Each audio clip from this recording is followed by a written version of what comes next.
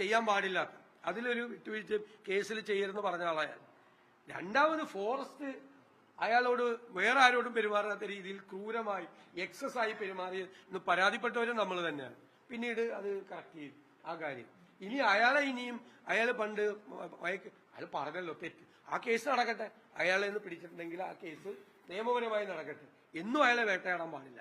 ബിജെപിയുടെ പ്രശ്നം വേടൻ ഉയർത്തുന്ന രാഷ്ട്രീയമാണെന്ന് അദ്ദേഹം എന്ത് രാഷ്ട്രീയമാണ് പറഞ്ഞത്? ഒരു രാഷ്ട്രീയവും ആ ചെറുപ്പക്കാരൻ വന്ന് പാടി ജനങ്ങളെ ദളിതരാ CPM ഇവരുടെ എല്ലാവരുടെയും പ്രശ്നം ഇത് തന്നെ.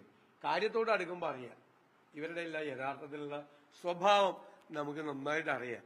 എന്നിട്ട് ഈ ഗവൺമെന്റ് തന്നെയുള്ള ആളെ ഏറ്റവും കൂടുതൽ പീഡിപ്പിച്ചത് അല്ലേ ആണല്ലോ. അതിന്റെ പ്രായശ്ചിത്തമായിട്ടായിരിക്കും സർക്കാരിന്റെ പരിപാടിയിൽ ക്ഷണിക്കുന്നത്. നല്ല കാര്യം, ഞങ്ങളതിനെ സ്വാഗതം ചെയ്യും. സർക്കാരിന്റെ പരിപാടിയിലെ പൊതുപരിപാടിയിൽ അയാൾ വരട്ടെ, അയാളൊരു സിമ്പിളാവട്ടെ. ഇനി ലഹരി മരുന്ന് ഉപയോഗിക്കില്ല, എനിക്ക് പറ്റിയത് തെറ്റാണ് എന്ന് പറയുന്നതിന്റെ ഒരു പ്രതീകമായി കേരളത്തിൽ അയാൾ മാറട്ടെ എന്നാണ് ഞാൻ ആഗ്രഹിക്കുന്നു. ഈ ഖജനാവ് കാലിയാണെന്നുള്ളത് പ്രതിപക്ഷം ഉണ്ടാക്കുന്ന ഒരു തെറ്റായ പ്രചരണമാണെന്നും കിഫ്ബിയിലൂടെ പല നേട്ടങ്ങൾ സർക്കാർ നടത്തിയിട്ടുണ്ട്, അതൊക്കെ തുറന്നു കാണിക്കാനാണ് ഈ പ്രദർശനങ്ങൾ നടത്തിയെന്നാണ് സർക്കാർ മുഖ്യമന്ത്രി കഴിഞ്ഞ ദിവസം പാലക്കാട് എത്തിയപ്പോൾ തന്നെ പറഞ്ഞത്. ഖജനാവ് ക്ലീനാണ്, ഇഷ്ടംപോലെ പൈസയുണ്ട്. എന്നാ പിന്നെ സർക്കാർ ആശുപത്രിയിൽ എന്തുകൊണ്ടും മരുന്നില്ല? കാരണം മെഡിക്കൽ സർവീസസ് കോർപ്പറേഷന് കൊടുക്കാനുള്ളത് കോടികളാണ്. സപ്ലൈകോയിൽ പോയാൽ 13 സബ്സിഡി സാധനങ്ങളില്ല. കാരണം എന്താ? സപ്ലൈകോയ്ക്ക് കൊടുക്കാനുള്ളത്, സർക്കാർ കൊടുക്കാനുള്ളത് കോടികളാണ്. ഇലക്ട്രിസിറ്റി ബോർഡ് 45,000 കോടി രൂപയുടെ കടത്തിലാണ്. അതുകൊണ്ടാണ് 3 പ്രാവശ്യം വൈദ്യുതി ചാർജ് കൂട്ടിയത്. KSRTയിൽ ശമ്പളം കൊടുക്കുന്നില്ല. ആശാ വർക്കർമാർക്ക് വേണ്ടി 10,000 രൂപയാക്കി വർദ്ധിപ്പിക്കണം എന്ന് 10 കൊല്ലം മുമ്പ് എളമരങ്കരി നിയമസഭയിൽ സബ്മിഷൻ നടത്തിയതാണ്. അവരുടെ സർക്കാർ 10 കൊല്ലമായിട്ട് 9 കൊല്ലമായിട്ട് ഭരിക്കുന്നു. 1 രൂപ അവർക്ക് കൊടുക്കുന്നില്ല. സ്കൂളിലെ പാചക തൊഴിലാളികൾക്ക് പൈസ കൊടുത്തിട്ട് മാസങ്ങളായി. 2,500 കോടി രൂപ കേരളത്തിലെ ക്ഷേമനിധികൾക്ക് കൊടുക്കാനുണ്ട്. ക്ഷേമനിധികൾ തകരുകയാണ്. ക്ഷേമനിധികളിൽ നിന്ന് സർക്കാർ പൈസ എടുത്തുകൊണ്ട് പോവുകയാണ്. ലോക ബാങ്കിന്റെ 144 കോടി രൂപ വകമാറ്റി ചെലവ് ചെയ്തു.